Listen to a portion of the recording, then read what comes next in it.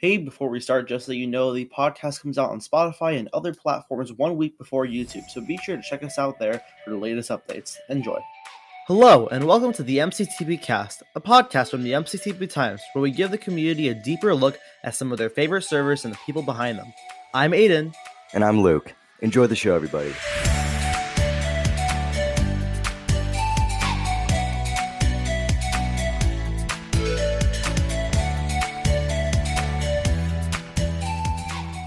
Our guests today are staples in the Minecraft theme park community. They are owners of a server that has welcomed over 300,000 unique guests and counting. Their server is celebrating its 8th anniversary, and with more than 140 cast members, ladies and gentlemen, it is Darren and Ryan. Hey there. Hi there. Happy to be here. I just realized that he introduced us as Darren and Ryan, but I'm Ryan and I spoke first. So for all of you lovely listeners at home, you can flip those. So I'm Ryan. And I'm Darren. There you go. Nice to be here. Yep. Got to set the record straight. All right, we're very excited to have you guys on. You guys are great people. You guys have been doing this for 8 years now. Did you ever think you'd get here when you first started MCParks? I guess I can go first. I'm going to be honest, no. There were several points within the first couple of months I didn't think it was going to last much longer than that. So it was really interesting that as it kept going, it just never stopped. And then people were donating to it and people were putting their time and effort into it. And then I started thinking like, well, this person put something physical into it. Like they put their time, they put their effort. Some people put their finances into it. I just can't turn it off. Like I just can't stop it. And as the team grew and got bigger and expanded, and Ryan was eventually brought into leadership and joined the owner team with me.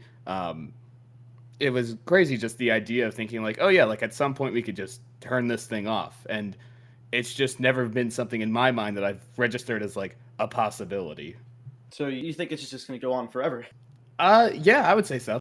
Yeah. So I came onto the scene a few months later, and obviously it's one thing when we're both, just kind of screwing around in high school on a Minecraft server in our spare time. But, it became, I think, a little more clear a couple years in, once, the two of us had been, the leaders of the community for a while and had seen the server through several turnovers of cast members and turnovers of active guests who play on frequently. And once we go through a couple generations of that, then you just get a certain amount of momentum, where barring some kind of crazy outside force, nothing's ever really going to change, but we do our best to keep ourselves secure from any crazy outside forces, things like regular backups, things like varied backups and things like that.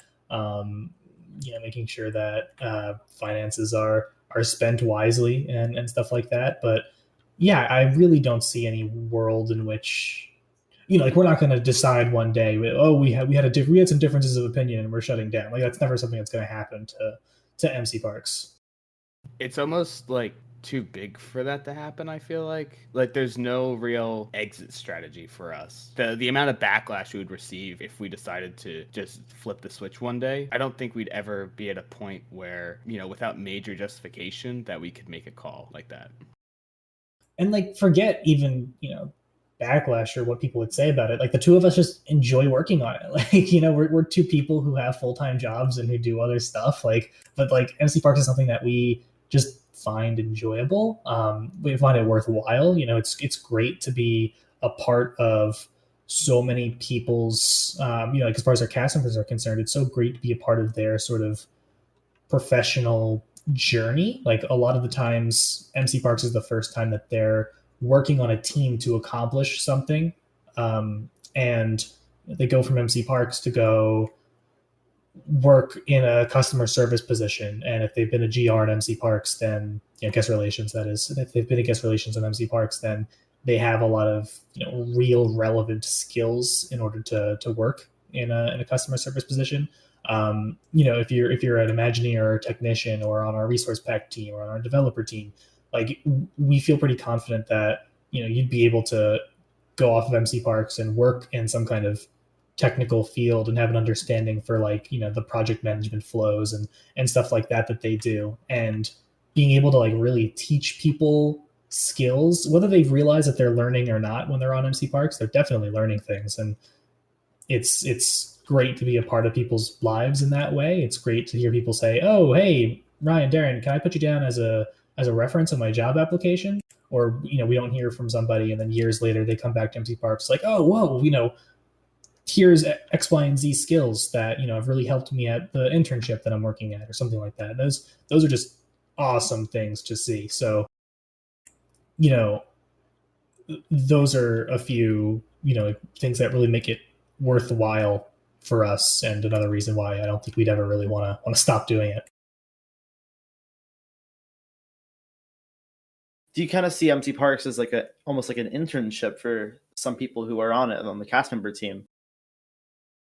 Yeah, absolutely. Like 100%. Like I said, and that can take very many forms. Like customer service things for guest relations. Like RGRs, number one, they're moderating a chat based on a set of rules, and that's a big deal, and that's something that takes a certain amount of skill and practice to be able to do well and effectively.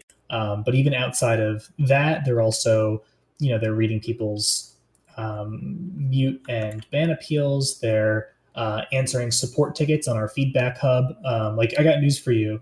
If you go to any big software company, there are people whose entire job it is to look at support tickets from some kind of feedback hub and then answer them. Like, that's an entire full-time job right there, and people are getting relevant experiences in our guest relations team. That's not even to mention all of our sort of more creative focused teams, who really do have to, like they get a hands-on experience in how project management works in the real world. And like we use Trello right now to sort of organize how our projects go, through their life cycle, and that's a flow that a lot of real companies use. And even if it's not Trello, the same sort of general principles are there.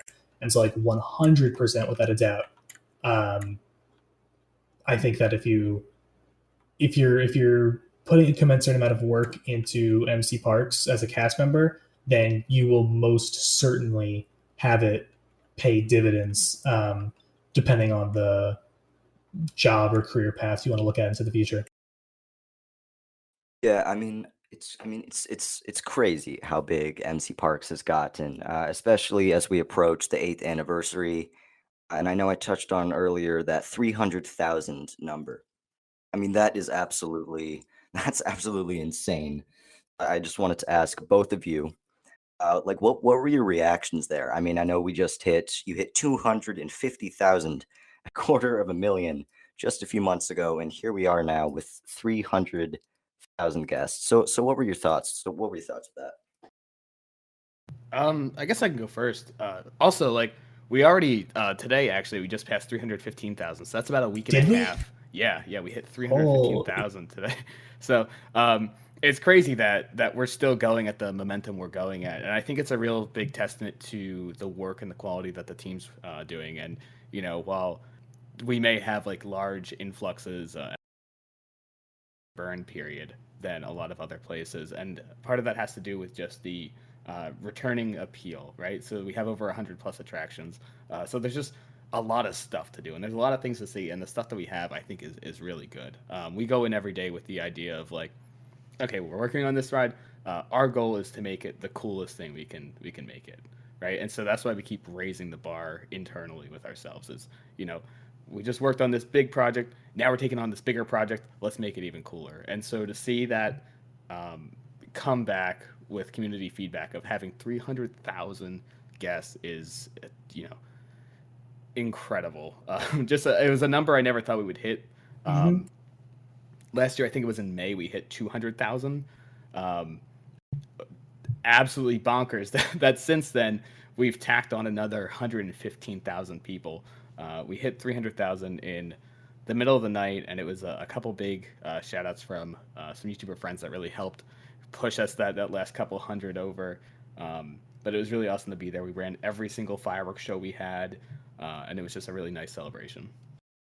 300,000. It's Crazy. When did you start logging that number? Actually, is it from just day one of the server? So I could speak to this a little bit because I had a hand in when it got reset. So the number is since May of 2014. And the reason why I remember that is because that's when we swapped over from being one Spigot server where, Walt Disney World was on a world and Universal was on a world. And I think we had a Disneyland at that point. Yeah, it would have been Pixel Vacations Disneyland. And Disneyland was on a world. And in May of 2014, we switched over to having multiple Minecraft servers connected by bungee cord for the first time, and that was actually what I was given console access initially to do, because at that point I was, I think, still the guest relations manager and was about to become an owner. Is that right? Yeah. It's a blur. It's been so long ago, but that's initially what I was given access to, the server backend to do, was to set everything up for bungee cord. And, so I did that, and we did it in such a way that we couldn't bring our guest count over. And most of that is actually honestly due to my own incompetence at the time. I know a handful of ways that I could have made that happen, today if I was doing everything from scratch. It's actually really funny because a lot of like dumb design things about the way that the backend Minecraft servers are all set up right now is actually technical debt from me being an incompetent 16-year-old when I first set up all the bungee cord stuff. But yeah, so the TLDR is that May 2014 is when the player count that you currently see today started being tracked. So the whole first year of the server is not in there. I think we were at like 20,000 before, Darren, in that first year. Yeah, it's probably around 20,000. So, I mean, with all these big numbers and with these thousands upon thousands of guests joining, I have to imagine you guys have had some favorite memories and probably some of the craziest memories. So what were those? Those highs and those lows for you guys over the years? I think both of us, the low is after that first TikTok came out in May of last year. Yeah. I don't know if that was the absolute low, but everything did sort of our priorities radically shifted after that. So, to give a little bit of context into that for people who might not be aware, this was the first week of April of 2020. Parks had been closed for a couple weeks at this point, and TikTok, which was becoming, more of a viral sensation in its own right around then, had discovered Minecraft theme parks. Not just MCParks, a few others as well. Our buddies over at Imagine Fun for the notable other one. And there were loads and loads and loads of TikToks, both about MCParks, but also about Imagine Fun.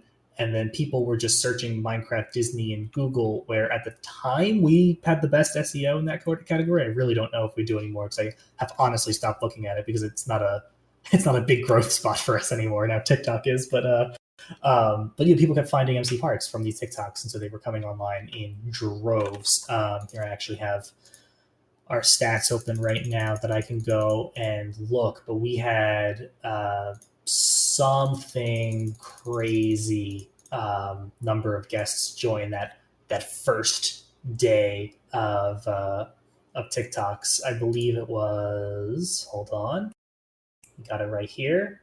We had, actually, I don't even think that's a big number by today's standards, but it was 4,000 new people a day.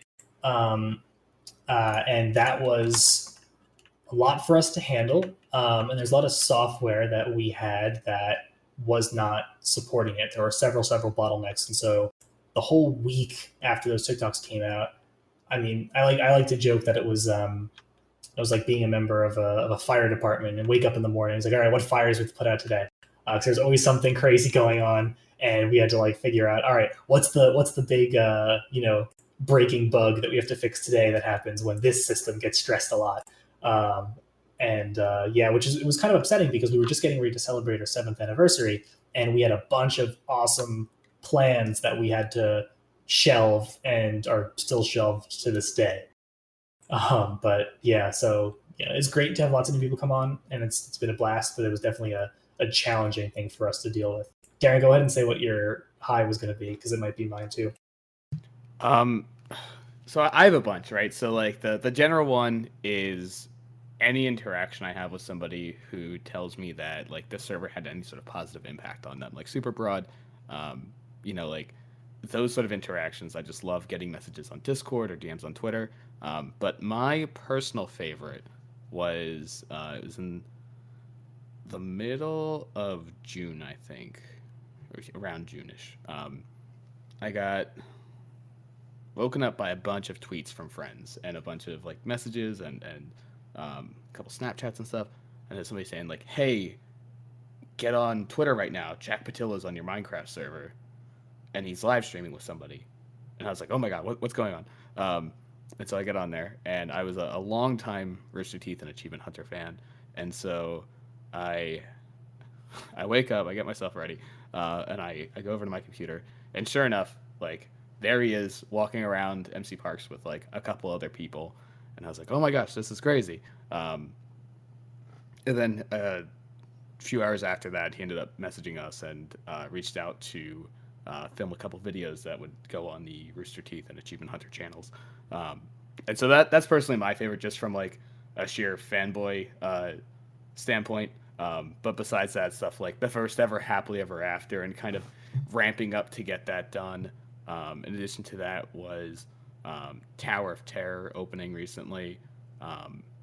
And then if I had to just pinpoint another one, the first time we ever unwhitelisted, it was about I'd like to say 2 weeks into building the server. We had half of the exteriors of Main Street done, a little bit of the castle, and nothing else. And we unwhitelisted, and 35 people showed up. We were unwhitelisted for a couple hours, and people were just on watching us build. And that, at the time, it told me that there was indeed a market for something that, at the time, was just MC Magic, right? So it told me that, no matter what's going on anywhere else, there's still an appetite for option. Even if the option currently has nothing, there is still appetite for what's the alternative to this, and is there a place that can do what they're doing better? And so that was a really surreal moment. Like getting your favorite, almost one of your favorite YouTubers on your own server, I think that must just be crazy. Watching for so long, and now here they are, they're looking at your work and they're reacting to your work and they want to talk to you. Yeah, they filmed a couple of videos over the course of 2 weeks, and it was an absolute blast to work with them on those videos. Yeah. When they were doing the second week's video, I actually called out of work so I could be on the server and watch them and be on the server at the same time as all of them. Yeah, it was so much fun setting up the challenges. We had a Google Doc with Jack we were going through and figuring out what the challenges would be, what would be good fits, and then we went through, we set everything up, and then they went and they filmed it, and that was a lot of fun to see the reactions, see everybody on the server slowly realize what was happening. We set up the thing for them where the fireworks would go off whenever anybody got a new block, and it was just a lot of fun. And Achievement Hunter is not the first big YouTube channel to make a video on MCParks, but they stand out for two reasons. Number one is how much they were willing to work with us to make a cool video, and wanted our involvement and wanted to do something special, and we were able to do something like that for them.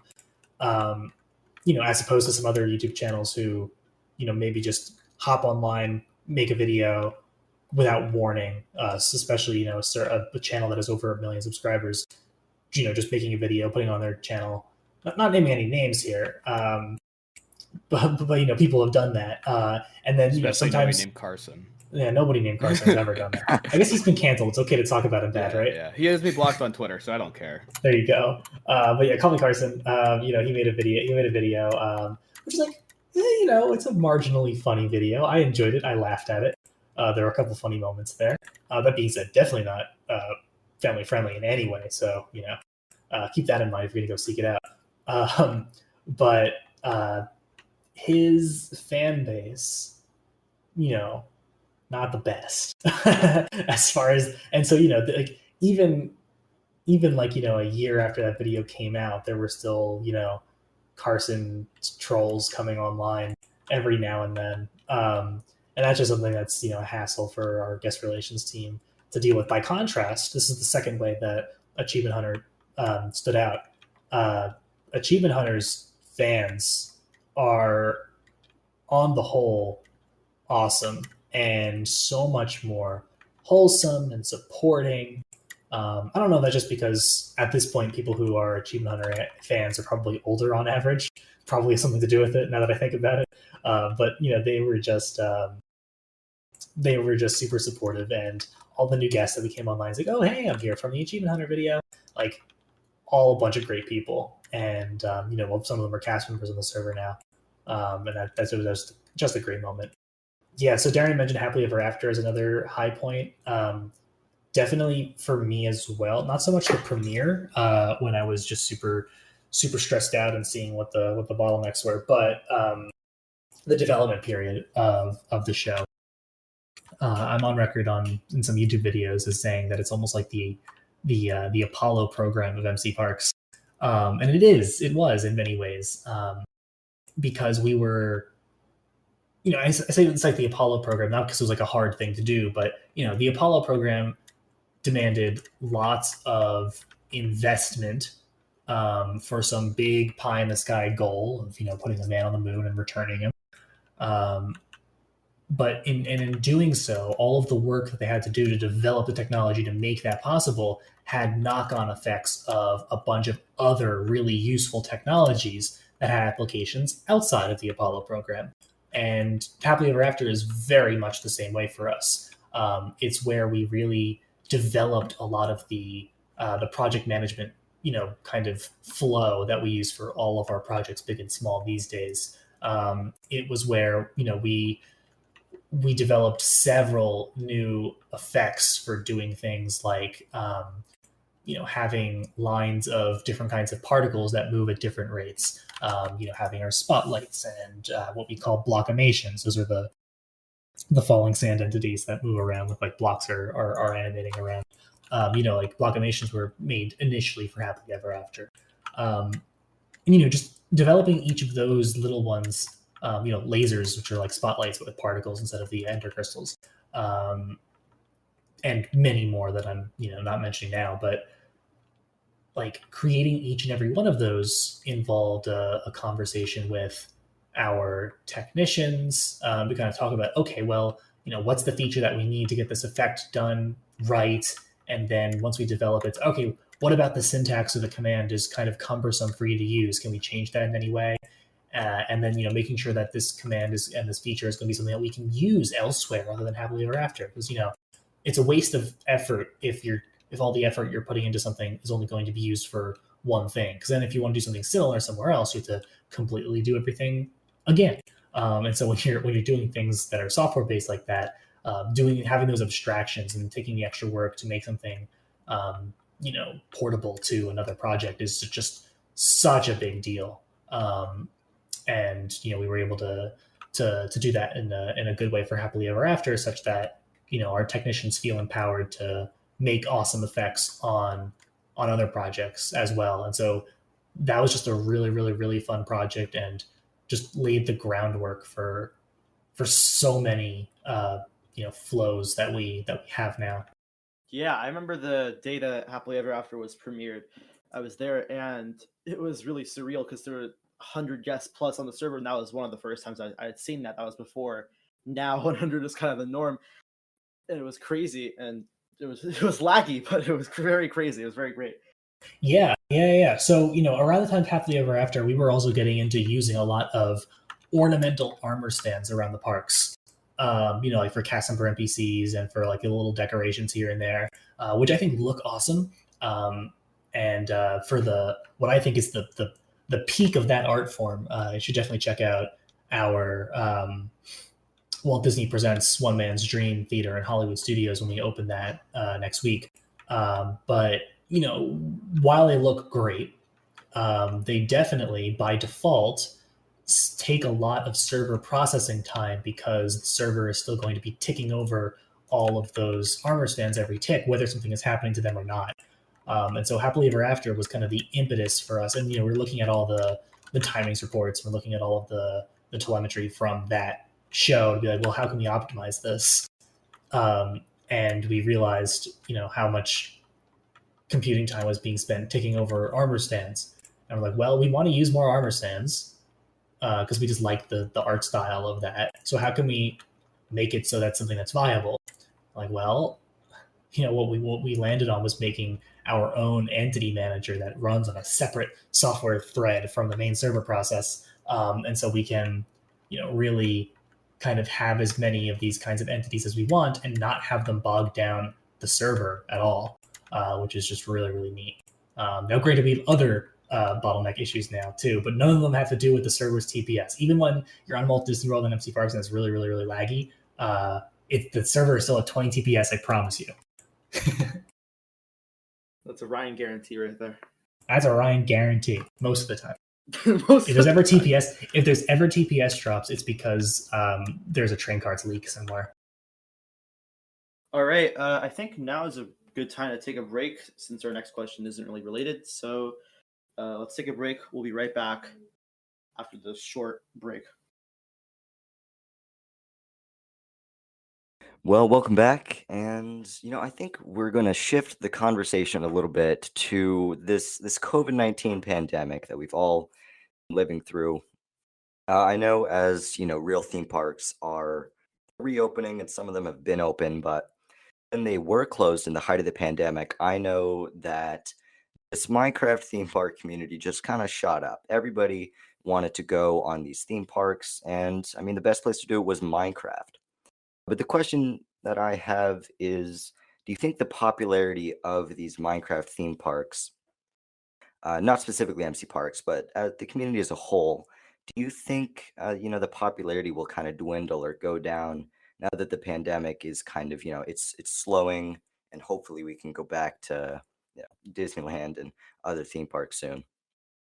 Yeah, I mean, that's a really good question. Obviously, I don't have a crystal ball where I can predict the future, but I think that there's an air of legitimacy that virtual alternatives to things that exist in the real world have gotten as a result of the pandemic that wasn't quite there before. And this is a much more complicated context here because obviously, as time has gone on, playing video games has just been a thing that's become more of a mainstream accepted thing. And I think when the pandemic happened and, gaming was already an industry that was skyrocketing, really high. And then the pandemic happens to force everybody inside and to play games more. And also not just play games, but just be on the internet more. I think a lot of internet cultures and a lot of internet communities and, like broad communities have just gotten this air of legitimacy to them. And I think people understand the utility and the place that online communities have in a way that maybe people on the outside didn't before the pandemic. It's just sort of one of those situations. I mean, I feel similarly to how like management of various companies feel about working from home. Like it was something that they didn't really understand, and they didn't know if it was going to have any adverse effects. Maybe they were even scared of it. But then once they were forced to try it, they're like, oh wait, this is working out pretty well. There's no adverse effects. In fact, some things are even better than they were before. I think there's something kind of similar with online communities and with sort of being on, these virtual spaces where people, didn't really understand them, and they didn't really feel a need to visit them because, well, they could just go and do things in the real world. But, since they couldn't do things in the real world, people were like, well, I need to get my social fix on somehow. Let me go see what's going on the internet. And, they'll join some online community, whether that's, a group of fans in a Twitch stream, whether that's a Minecraft server. whether that's, any number of things. So you think it's more justified now, and now people have like believed in the idea of this whole Minecraft theme park thing? Yeah, I would say justified, because that kind of means like, there wasn't a reason for doing it before, and I think there definitely was. I think people were just kind of blind to it in a way that they aren't now. I think it's more of an understandable thing. Like, what does it mean? Like, I've had people in the past who, think that it's weird that a bunch of, friends that I've known for the longest are people that I know almost exclusively online. And I think that's something that maybe people are in a better position to understand now than they were before the pandemic, because guess what? They've had to interact with people they've known their whole lives exclusively online for a bit. And so I think, it's much the same way. The kind of that reverse is also true. To the original question, I definitely sidetracked a little bit there, but will popularity dwindle after this? I think that there's a possibility that it doesn't, because of that sort of new legitimacy that it has. That being said, like, I really don't know, what's going to happen. Well, like I think we're well prepared. If things were to restrict a little bit, I think we're well positioned to still kind of use that to our advantage with a lot of the new things we have in the pipeline. I think we still have a lot of cool and interesting things up our sleeves that will help us to retain a lot of the guests who are coming online for longer, and so that way we could even be better positioned to withstand fewer new people joining the community. But yeah, I'm sitting here thinking about, okay, so we made a bunch of money in 2020. How do we spend this most effectively to help the server grow and to help our cast members have a good time and do their job and everything like that? And I'm just thinking, well, do I want to plunk down a lot of money on software subscriptions that are going to become mission critical for us? I don't know. What happens if all of this money dries up in 6 months? Then what? then we're using all these things that are like, really critical to the way that we are productive, and no way to finance it anymore. Like, I don't know what the future's going to be like, and that does make me a little wary to start spending all the money in the bank account. But we definitely have upped our expenses as a result of the good financial situation we find ourselves in. And most of it has been in ways that are going to help our team be more effective at their jobs. Like, we just started a Microsoft 365 organization, and we're starting to get our company's OneDrive set up, and with email addresses for certain key folks, and kind of go into that sort of enterprise suite of applications to just help our team work more effectively. I don't know, Darren, what do you think? I don't know. So, like, I was saying earlier, like, our goal in everything we do is to build like really cool, really amazing stuff, and no matter what happens, we'll always have this core audience with us that will always want to see, oh, how did they do this? How'd they pull that off? Like when we opened up Tower of Terror, there were people that came back and they were like, oh, I had to see how you guys were going to do this. Like, I couldn't not see how you were going to pull this off. Or like, we're getting ready to open up the first phase of Tokyo. And so we have people that were on a couple of years ago coming up to us now being like, oh, how does it look so far? Last time I heard about this was, back in 2017, like, what does this look like? And so I think as long as we continue what we've been doing and continue to push and raise the bar and just to the best that we can innovate, I think that we're always going to have that kind of core audience there that is like, how they pull it off, I want to go see. And so COVID and stuff aside, like, sure, I think it's a fair statement to say that as people be are heading back to school, and as people are going to be not necessarily being around at home as much anymore, the overall daily active users will go down, and the overall new players joining and stuff will go down.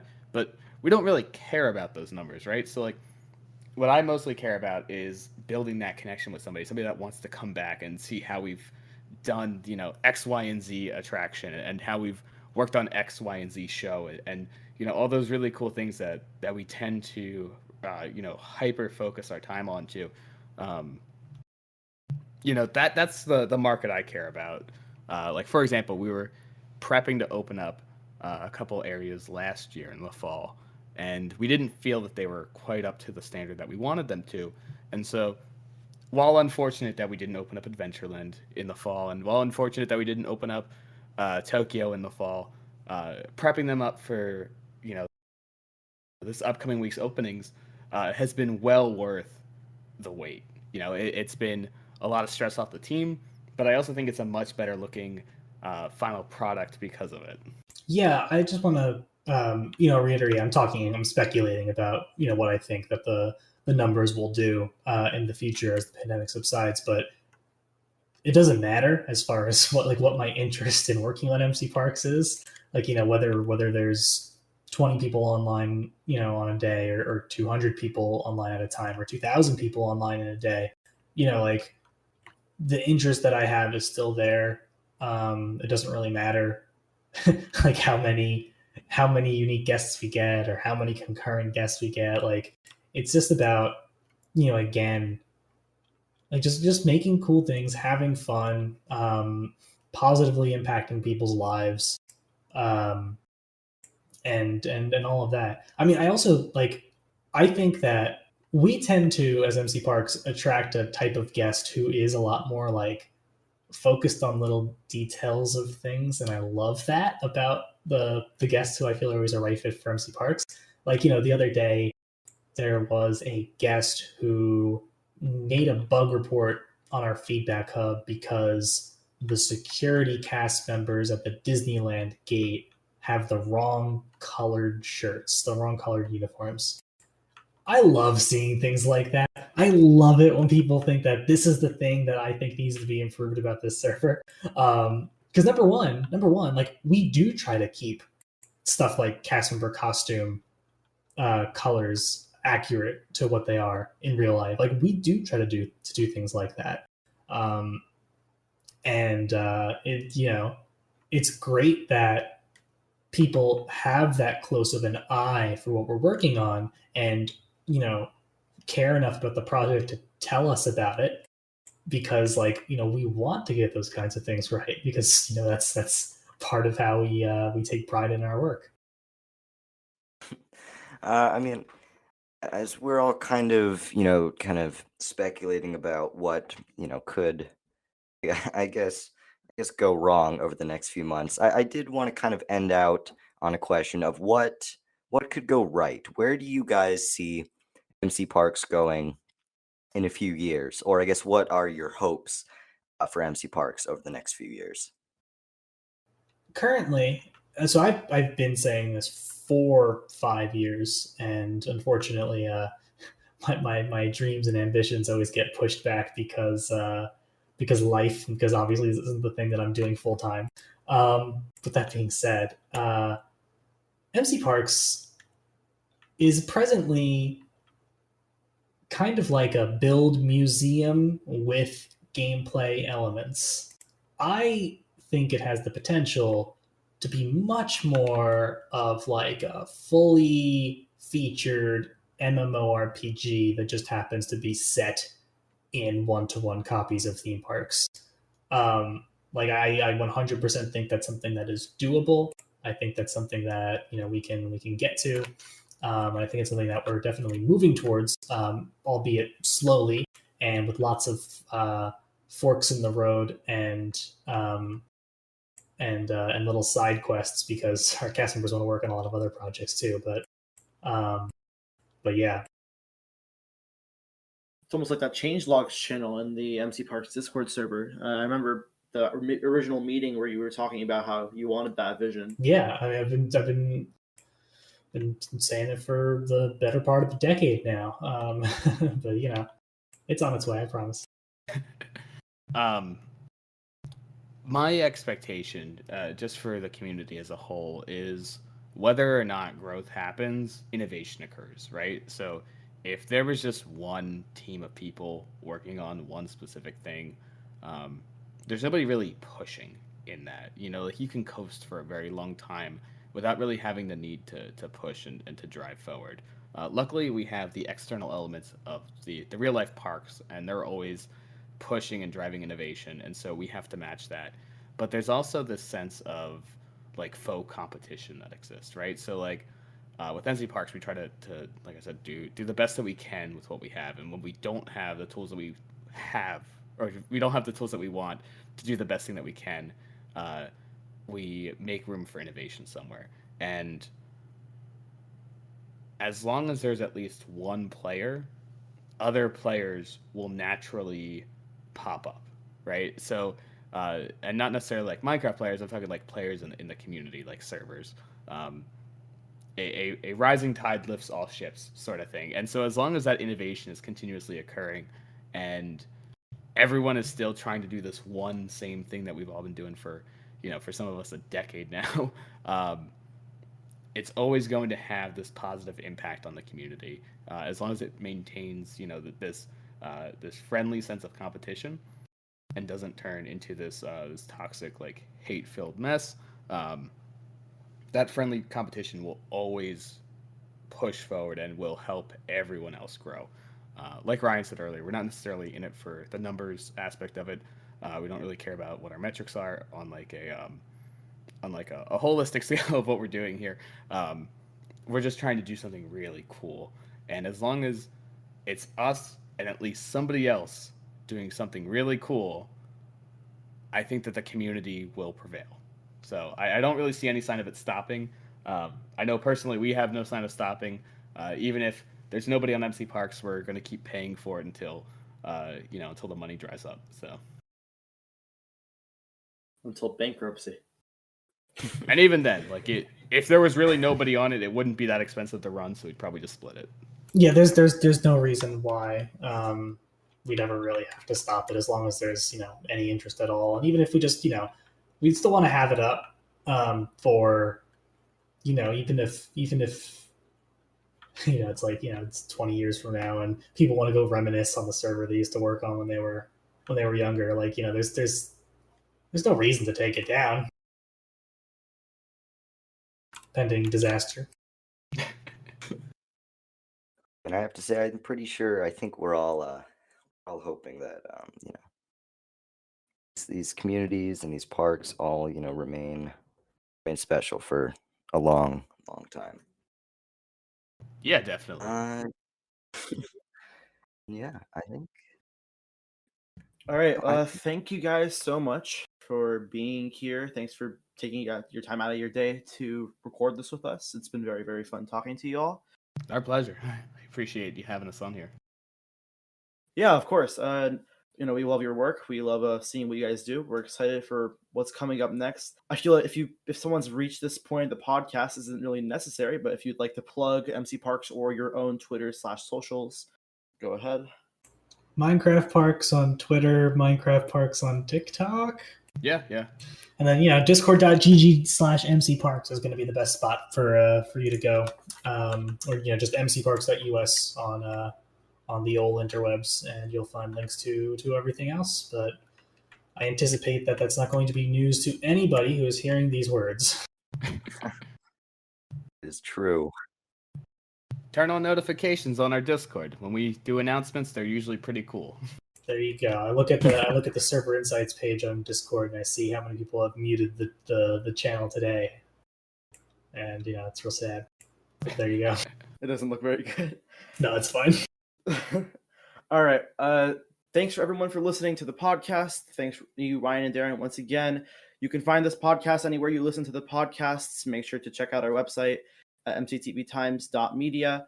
Make sure to head over to our YouTube page as well as our Twitter at MCTPTimes for the latest podcasts, news, info, and everything on Minecraft theme parks coming your way. Ryan, if you want to adjourn us. Oh boy. I'm going to adjourn it like I adjourn it. Okay. All right. Some people think that I'm just making a Carousel of Progress reference when I close the MCParks meetings. No, it's the last line of dialogue on the Tomorrowland Transit Authority People Mover. And so I say, Thank you for joining us on the MCTPTimes podcast. It's been a pleasure to have you aboard. Enjoy the rest of your day and have a great, big, beautiful tomorrow. And then I say, this meeting is DiGiorno. adjourned. Thank you very much for coming down. Good night, everybody. Have a good one.